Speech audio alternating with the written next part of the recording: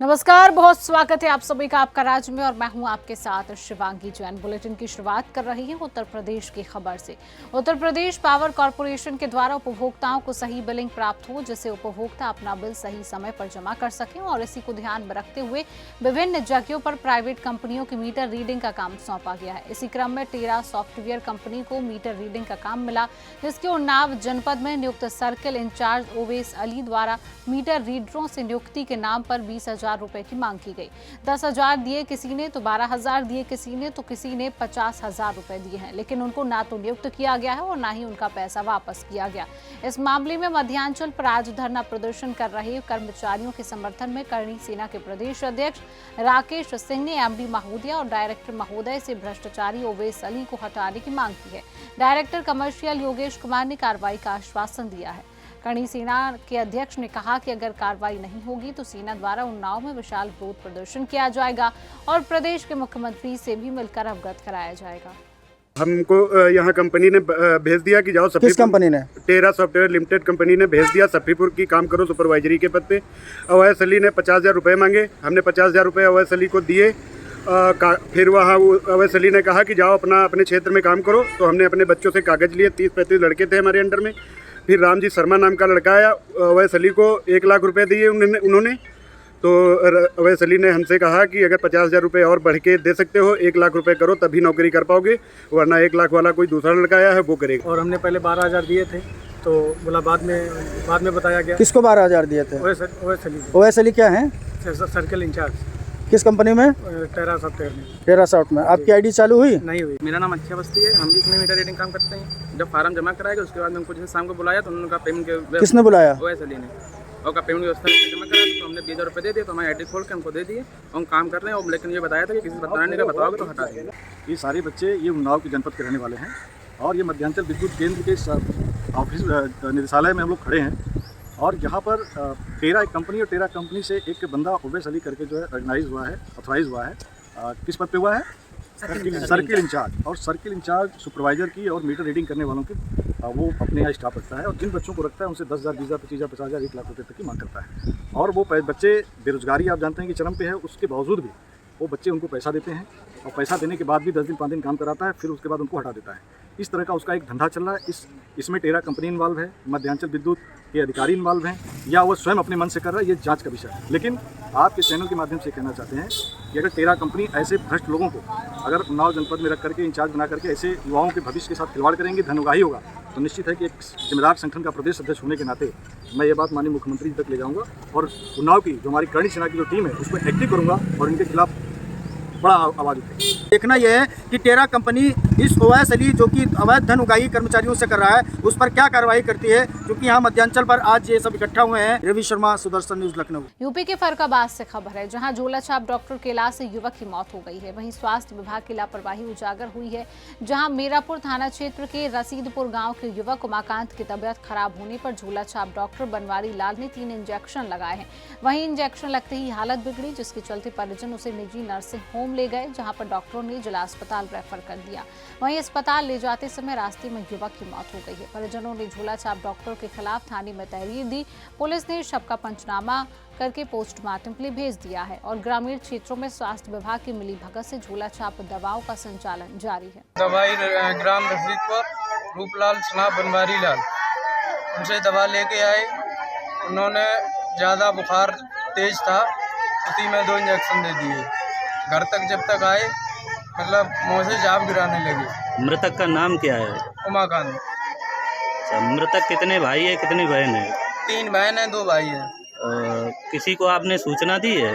हाँ, मुख्य चिकित्सा अधिकारी या पुलिस को किसी को सूचना दी आपने? हाँ, आप दे दी है। यूपी के मिर्जापुर से खबर है, जहां मुख्यमंत्री योगी आदित्यनाथ ने कृषक दुर्घटना कल्याण योजना के तहत 11,690 आश्रित परिवारों को 561.86 करोड़ की सहायता राशि वितरित की है। जहां अम्बेडकर नगर में आयोजित जनसभा में मुख्यमंत्री योगी आदित्यनाथ ने मिर्जापुर जनपद के 108 कृषकों के 124 आश्रितों को 5,28,25,000 रुपए और 20 छात्र छात्राओं को टैबलेट वितरित की हैं।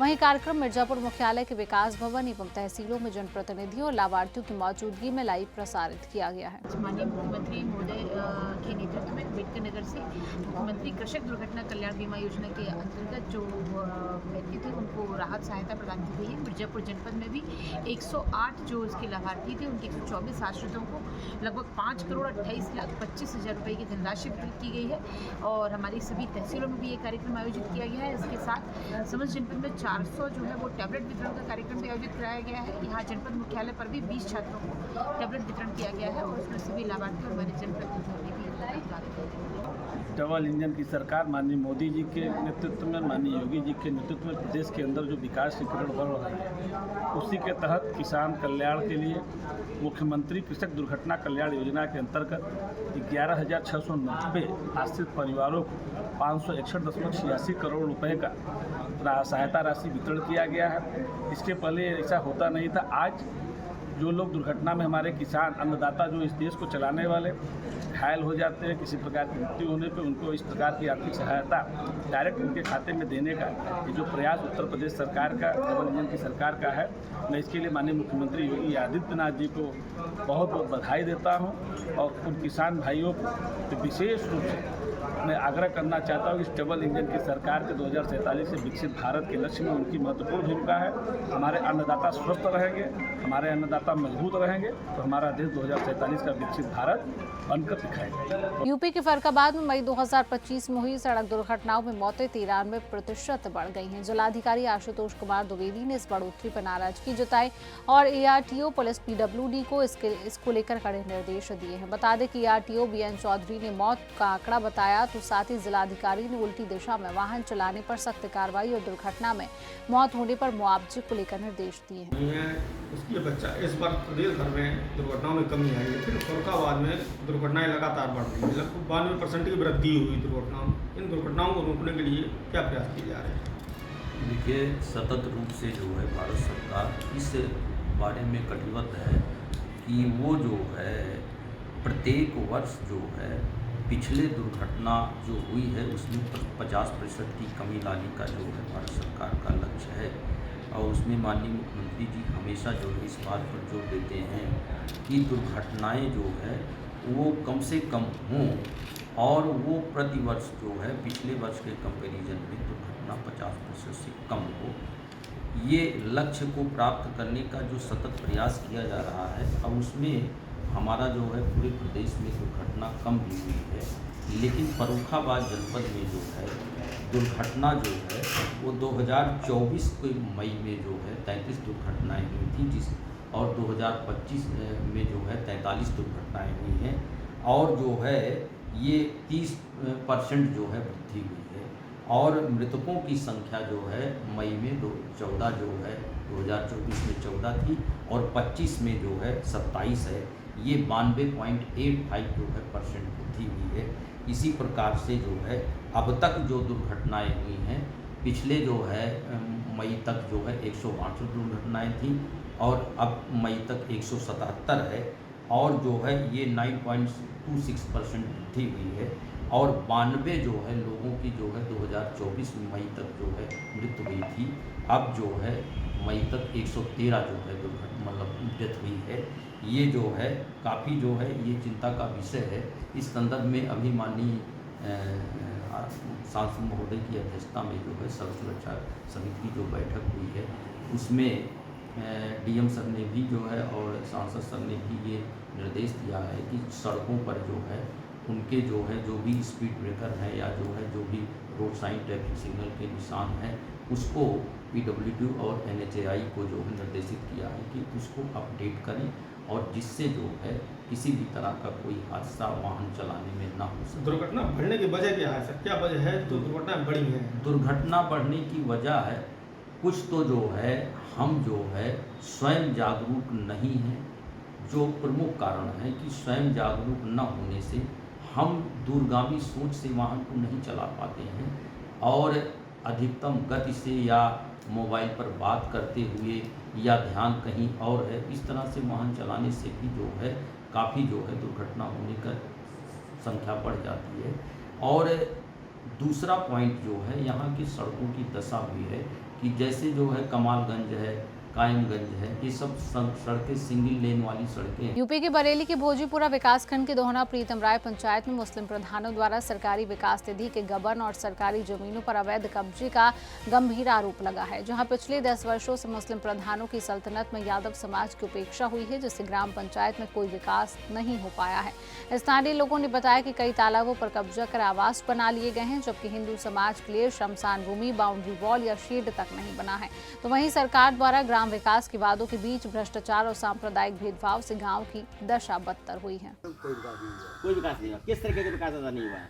रोड सब पड़े हैं, सीसी रोड नहीं पड़ी, गंदा रोड सब गंदे पड़े हैं। अच्छा, सीसी रोड भी नहीं पड़ी, नाली वगैरह कुछ नहीं बने हैं। अच्छा, तालाबों की क्या पोजीशन है? तालाबों में लोगों ने पाट के मकान बना लिए। तालाब पाट के मकान बना लिए।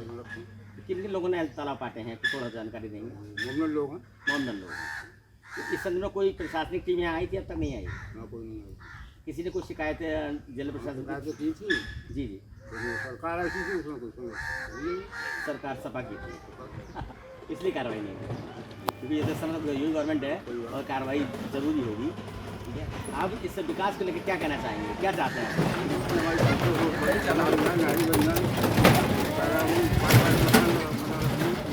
विकास बंद है, अवैध कब्जे रोके जाए। इन लोगों के खिलाफ क्या वो कार्रवाई चाहते हैं? ठीक है, जरूर ठीक है, जरूर। मैं आज उत्तर प्रदेश की जनपद बरेली के विकासखंड भोजपुरा की पंचायत दोना प्रीतम राय पर मौजूद हूँ, जहाँ पर विकास के नाम पर किस तरीके से ग्रामीणों को के साथ में छलावा किया जा रहा है। सरकार द्वारा शासन से जारी ग्राम पंचायतों में विकास हेतु धनराशि का किस तरीके से किया गया है बंदरगाह। आप देख सकते हैं पूरी सड़क, ना तो सड़क बनी है, ना ही खरंजा पड़ा है, कीचड़ से सना हुआ है, पूरा माजरा नजर आ रहा है। वहीं विकास के नाम पर सचिव और ग्राम प्रधान सरकार को दिखाते हैं कि पूरा विकास हो गया, और विकास का पैसा आखिर गया तो गया कहाँ। इस संदर्भ में कई ग्रामीणों का कहना है कि उन्होंने प्रशासन स्तर पर कई बार शिकायतें भी की हैं, लेकिन कोई भी सुनने को तैयार नहीं है। वहीं आपको बताते चलें, पूरी ग्राम पंचायत दोना प्रीतम राय में तालाबों को पाटकर भी अवैध रूप से कब्जे करके मकान बनाए गए हैं, उस पर भी जिला प्रशासन की आज तक नज़र नहीं गई। आपको बताते चलें कि यहाँ के यादव बाहुल समाज जो कि 25% है, जिनका सीधा आरोप है मुस्लिम समुदाय पर कि किसी तरह के कोई विकास न करा के वो अपनी जेब भरने पर ही आमादा हैं और सरकार को लाखों रुपए का चूना लगा रहे हैं। सुदर्शन न्यूज़ बरेली से अनूप राय की रिपोर्ट। उत्तर प्रदेश के मुरादाबाद में गुलशन मुस्तफ़ा मदरसे के मौलाना कारी जुल्फिकार पर 9 और 11 साल के बच्चों की यौन शोषण व दुष्कर्म के गंभीर आरोप लगे हैं। वहीं पीड़ितों के परिवार ने पुलिस को शिकायत दी, जिसमें बताया गया कि मौलाना बच्चों को धमकाकर अपने कृत्यों को छुपाता था। मुरादाबाद पुलिस ने मुकदमा दर्ज कर आरोपी की गिरफ्तारी के लिए कई स्थानों पर दबिश शुरू कर दी है। साथ ही पुलिस अधीक्षक नगर कुमार रणविजय सिंह ने कड़ी कार्रवाई का भरोसा दिया है। वहीं पूरे मामले की जाँच जारी है। देखिए, कल SHO मुरा पांडे को एक व्यक्ति जो जनपद संभल के रहने वाले हैं, उन्होंने आकर के एक तहरीर दी है और उनका उसमें आरोप है कि उनका एक बेटा और उनका एक नाती यहाँ खड़गपुर जगतपुर गांव में एक मदरसा है जो थाना मुरा पांडे में ही है, वहाँ पे दोनों बच्चे पढ़ रहे थे, तालीम हासिल कर रहे थे। और वहाँ का जो मौलाना है, उस मौलाना के द्वारा उन बच्चों के साथ कुछ अश्लील हरकतें और कुछ दुर्व्यवहार किया जाता रहा था और उसके साथ ही मारपीट करने की धमकी दी जा रही थी। और यही आरोप लगाते हुए उन्होंने एप्लीकेशन दी है। हम लोगों ने सुसंगत धाराओं में अभियोग पंजीकृत कर लिया है और उस जो मौलाना जो वहाँ पे पढ़ा रहा था मदरसे में, उसको अरेस्ट करने के लिए हम लोगों ने तत्काल टीम भेजी। वो जल्दी अरेस्ट करेंगे, उसमें अग्रिम कार्रवाई करेंगे। सर, जो ये रहने वाला है, क्या ये मुरादाबाद की ये नजदीकी जिले की बताया नहीं, वो ये जो वादी है ये संभल का रहने वाला है। और सर, मेरा बच्चा है ये आतिफ और ये मेरे गांव का है, मेरे उसका है राहिल। ये 2 बच्चे मेरे पढ़ते थे खड़गपुर और जगतपुर जो है, इसका मदरसे में पढ़ते थे। मदरसे का नाम है गुलशन मुस्तफ़ा। और सर, मैं जो है मैं आज शादी में आया हुआ था संभल, मुझे जो अचानक सूचना दी इन्होंने, अलहदा से जहाँ खाना खाने जाता है आड़ से इसने फ़ोन करा कि पापा तुम मेरे घर यहाँ आ जाओ मदरसे में। मन के बेटे मैं शादी में आया हुआ, बोले पापा आ जाओ तुम, ये रोने लगा। बोले मेरे साथ दुष्कर्म हो रहा है, इस तरीके से तुम आ जाओ। थोड़ा सा इशारा दिया, मैं तुरंत भाग निकला वहाँ से। और आने के बाद मैंने जो है आन के इनकी तहकीकात करी, अलग-अलग पूछी। 2 वक्त के मदरसे से बाहर निकल के मैंने कहा बेटे क्या है, तो वहाँ और लड़के भी इनकी गवाही दे रहे हैं कि ये हाफिज जो है इस तरीके से हमारे लड़कों के साथ दुष्कर्म करता है, गलत कर्म करते हैं और पीटते भी हैं। जो अगर ये नहीं मानते तो इन्हें पीटते हैं बुरी तरीके से। डर बैठा रखा और खौफ बैठा रखा। और सर मेरा तो बिल्कुल आज जो है मेरे मन से विश्वास उठ गया इन हाफिजों का, पता नहीं कि इस तरीके से काम कर रहे हैं।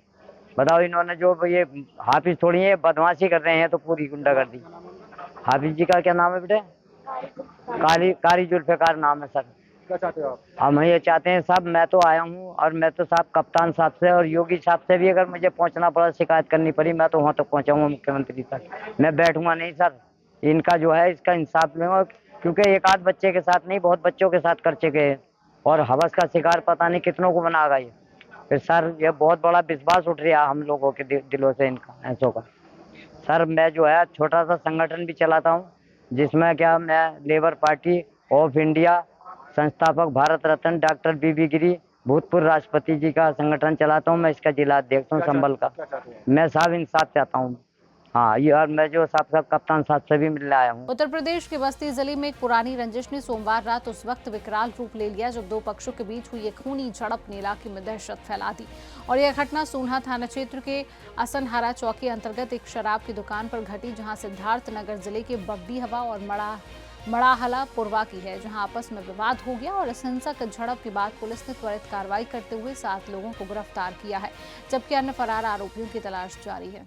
आज रात में लगभग 10 बजे के आसपास एक घटना की सूचना हम लोगों को मिली, जिसमें कुछ लोग आपस में मारपीट कर रहे हैं और ये थाना सोनहा के असनहारा चौकी क्षेत्र में ये मारपीट हो रही थी। तत्काल इस सूचना पर हम सभी लोग यहाँ मौके पे आए हैं और जो घटनाक्रम पता चला है वो इस प्रकार है कि यहाँ जनपद सिद्धार्थ नगर, जो कि बिल्कुल यहाँ का बॉर्डर एरिया लगता है, वहाँ के 2 मजरे हैं, बगडिगवा और मड़हला, वहीं के 2 ग्रुप हैं जिनका विवाद पिछले महीने 13 तारीख को एक शादी के दौरान हुआ था। वहाँ शादी में डांस को लेकर दोनों पक्षों में विवाद हुआ था और उसी की वजह से इनके बीच में आपस में एक रंजिश चल रही थी।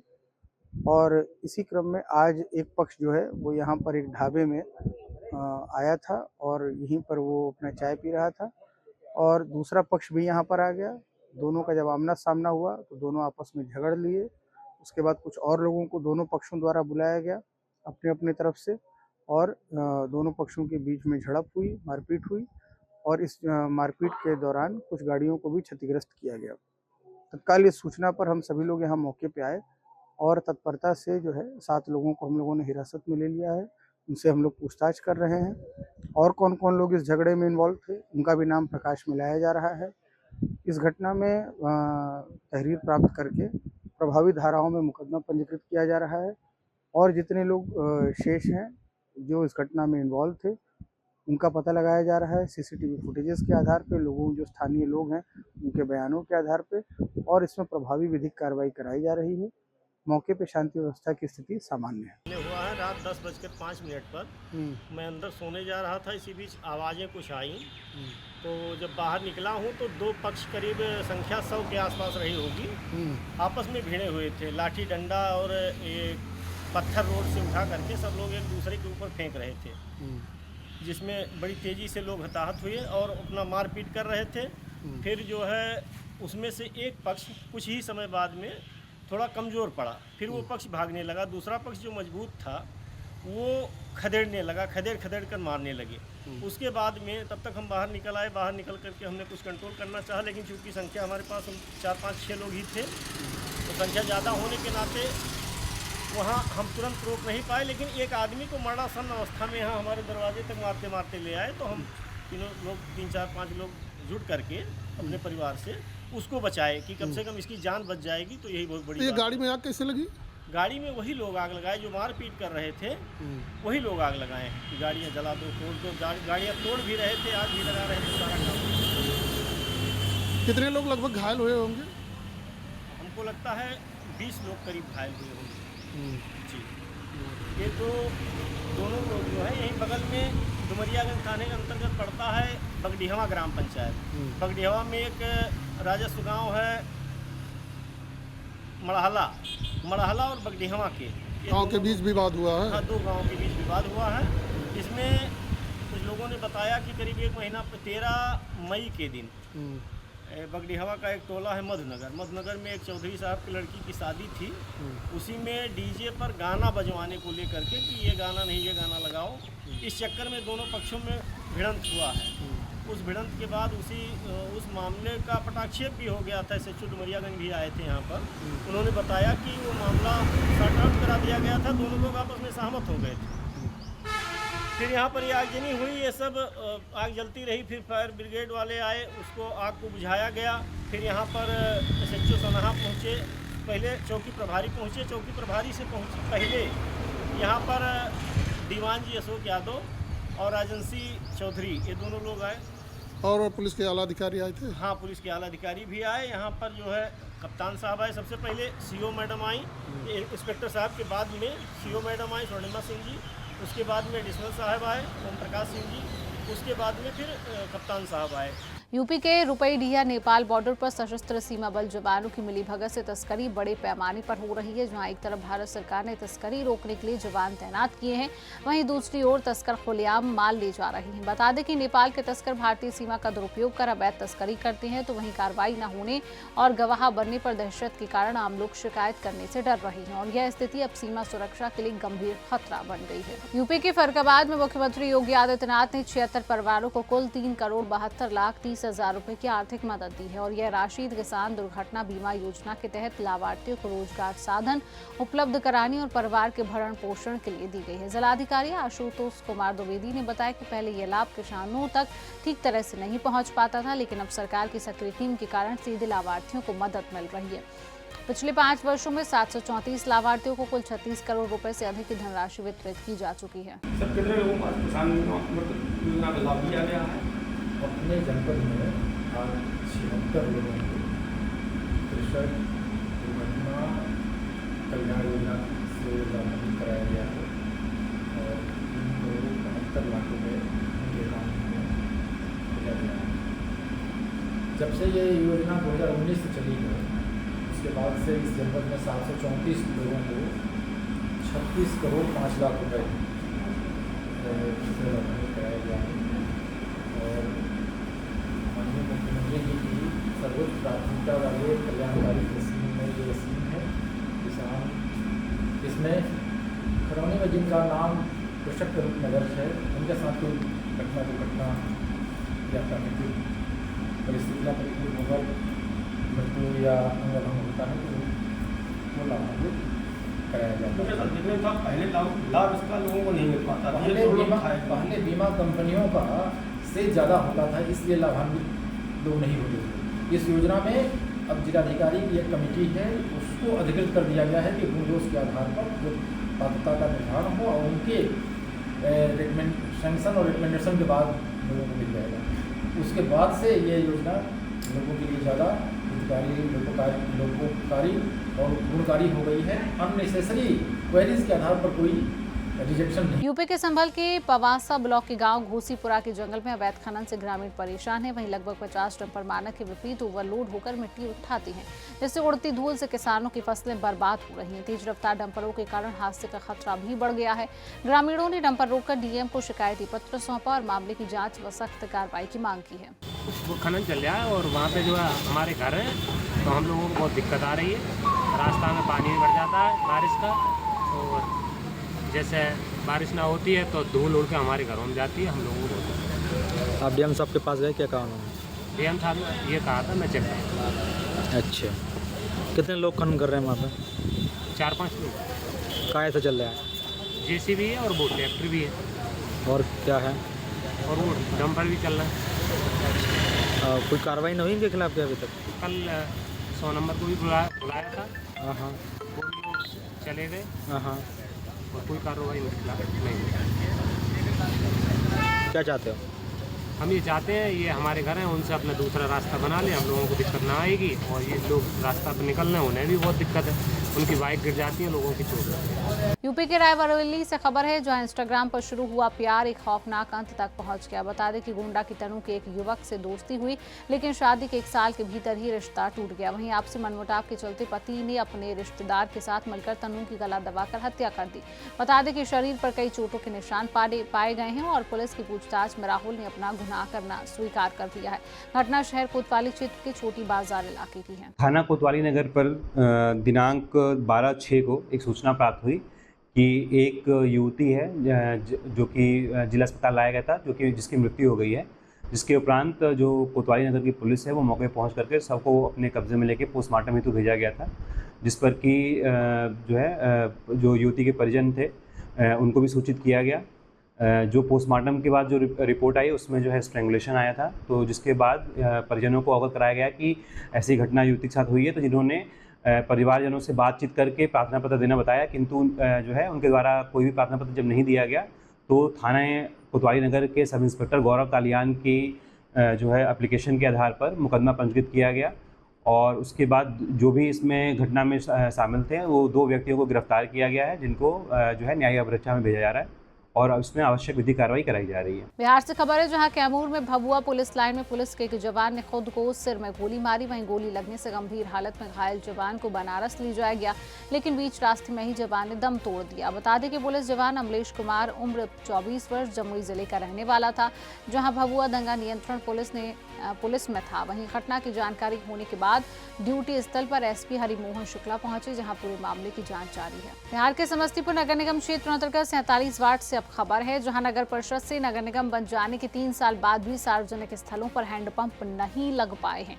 जहां अधिक आबादी वाले स्थलों पर समरसेबल पंप लगाने को मॉडल एस्टीमेट बनाकर नगर निगम ने लोक स्वास्थ्य अभियंत्रण विभाग को भेजा गया, लेकिन वहां पर कार्रवाई तक नहीं हो पाई। कोई भी हैंडपंप, चापानल या फिर समरसेबल पंप नहीं लग पाए हैं। कर्नाटक के बेलगांव जिले के संबरंगी गांव में एक अनोखा अवरोध देखने को मिला है, जहां मवेशी शेड न मिलने से नाराज किसान ने भैंस को ग्राम पंचायत कार्यालय में ही बांध दिया। बता दें कि नरेगा योजना के तहत 134 शेड स्वीकृत हुए थे, लेकिन अफसरों की लापरवाही से योजनाएं निरस्त हो गईं।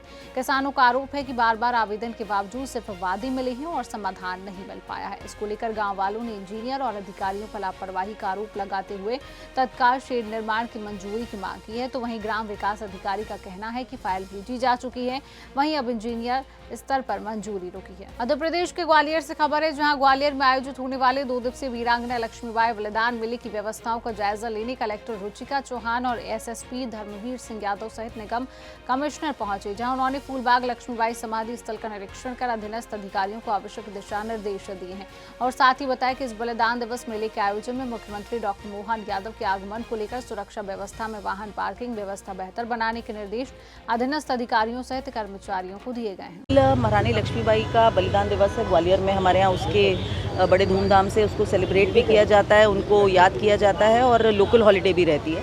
तो माननीय मुख्यमंत्री जी रानी लक्ष्मीबाई जी की जो प्रतिमा है हमारी फूलबाग पर, उस पर माल्यार्पण और दीप प्रज्वलन करने के कार्यक्रम में आएंगे। साथ ही हम उनको जो महारानी बाई के जो औजार इत्यादि हैं जिनसे उन्होंने अपनी लड़ाई लड़ी, उनके जो अंगरक्षक अस्त्र शस्त्र हैं, उन सभी लोगों को हमने जो अपनी नगर निगम की एग्जीबिशन है उसका भी अवलोकन करवाएं। जैसा कि कल महारानी लक्ष्मीबाई का बलिदान दिवस है, नगर निगम की पूरी टीम, जिला प्रशासन, पुलिस की पूरी टीम द्वारा कार्यक्रम स्थल फूलबाग पर पूरी व्यवस्था की गई है। वहां पर माननीय मुख्यमंत्री महोदय का आना संभावित है, उसके मद्देनज़र प्रदर्शनी लगाई गई है। आवश्यक जो कार्यक्रम की व्यवस्थाएं हैं, हितग्राहियों को आमंत्रित करना और जो पूरी व्यवस्थाएं हैं वो नीचे स्थानीय स्तर पर टीम के साथ करी गई हैं। आज उसके संबंध में कलेक्टर महोदया द्वारा, एसएसपी महोदय द्वारा और मेरे द्वारा स्वयं भी भ्रमण करके व्यवस्थाएं देखी गई हैं।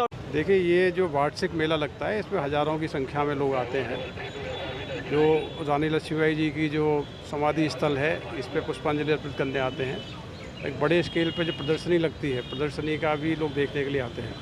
तो यहाँ पे फूलबाग क्षेत्र में विशेष रूप से जो पार्किंग व्यवस्था है और जो आने वाले लोग हैं आराम से आगे चले जाएं, व्यवस्थित पार्किंग की व्यवस्था की गई है और इसका डिटेल्ड जो प्रोग्राम है पार्किंग के संबंध में ट्रैफिक की तरफ से जारी कराएंगे। नरसिंहपुर जिले के ढोबी गांव में राशन वितरण के दौरान सहकारी समिति के कर्मचारी के साथ मारपीट की घटना को लेकर अवरोध तेज हो गया। इसको लेकर मध्य प्रदेश सहकारिता समिति कर्मचारी महासंघ जिला इकाई नरसिंहपुर ने मंगलवार को एएसपी संदीप भूरिया को ज्ञापन सौंपा और घटना में शामिल आरोपियों पर आईपीसी की धारा 353 समेत सख्त धाराओं में कार्रवाई की मांग की गई है। हम लोगों ने बीते 14 तारीख को ढोबी में हमारे साथी विक्रेता हैं मूलचंद पटेल, जो कि यहाँ उपस्थित भी हैं, उनके द्वारा जब राशन वितरण किया जा रहा था 3 माह का, और 3 माह के राशन वितरण में वहाँ के जो अभद्र लोग हैं उनके द्वारा इन पे पहले तो जो राशन कार्ड की जो रहती है उसमें उसने कहा कि हमको पहले दो।